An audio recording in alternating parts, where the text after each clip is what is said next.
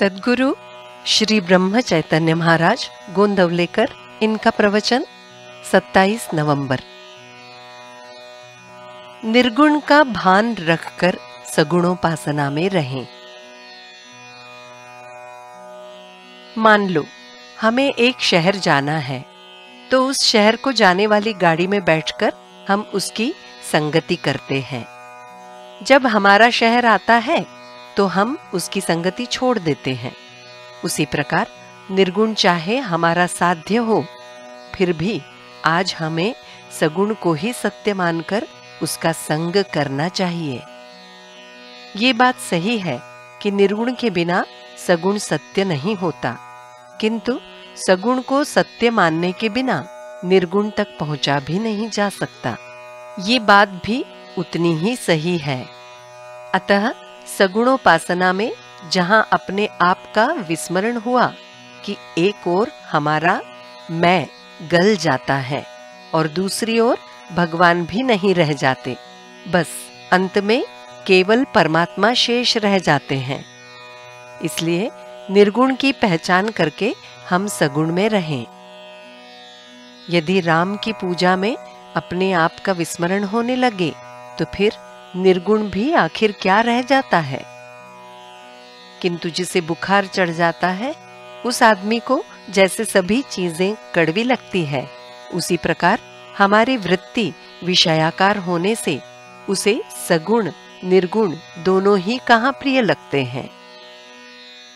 जो कहता है मैं सगुण के बिना निर्गुण की उपासना करता हूं, वो उसका मर्म ही नहीं समझ पाया। वास्तव में वो सगुण उपासना ही करता रहता है, किंतु असली बात उसके समझ में नहीं आती। देश और काल में जो भगवान को ले जाते हैं, उन्होंने उसे सगुण नहीं बनाया, ये कहने में क्या तथ्य है। परमार्थ के बारे में हमारी कुछ विचित्र धारणाएं होती हैं। बिल्कुल अनाड़ीपन माफ किया जा सकता है, किंतु विपरीत ज्ञान ठीक नहीं होता। सूर्य हमारे पहले था, आज है और बाद में भी रहेगा।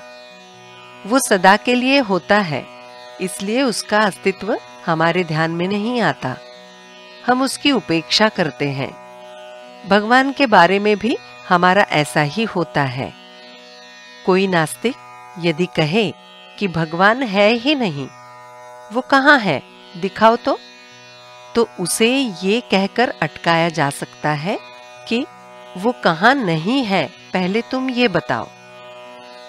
किंतु ये ठीक ढंग नहीं है। भगवान नहीं है ये कहने वाले को भी उस स्वरूप का कुछ न कुछ है, ये भान होता ही है। केवल वो उसे भिन्न भिन्न नाम देता है। निसर्ग, शक्ति, सत्ता आदि नाम देकर वो उसका अस्तित्व मान्य करता है, किंतु कहता है भगवान नहीं है। जो है ऐसा उसे लगता है, उसे ही हम भगवान समझें। सचमुच मनुष्य को जितना ज्ञान होता है उतना वो लिख नहीं सकता। जितना लिखा होता है उतना पढ़ने वाले की समझ में नहीं आता। जितना उसकी समझ में आता है उतना वो कह नहीं सकता, और सुनने वाले को वो जितना कहता है उतना सब समझ में नहीं आता। अतः मूल स्वरूप का वर्णन स्वयं अनुभव से ही समझना चाहिए। अतः परमात्मा ही करता है, ये समझकर हम अपना आज का कर्तव्य मात्र करते रहें। निर्गुण दिखाई नहीं देता, समझता भी नहीं, इसलिए वो अवतार रूप या संत रूप से सगुण रूप धारण कर अवतीर्ण होता है। जानकी जीवन स्मरण जय जय राम।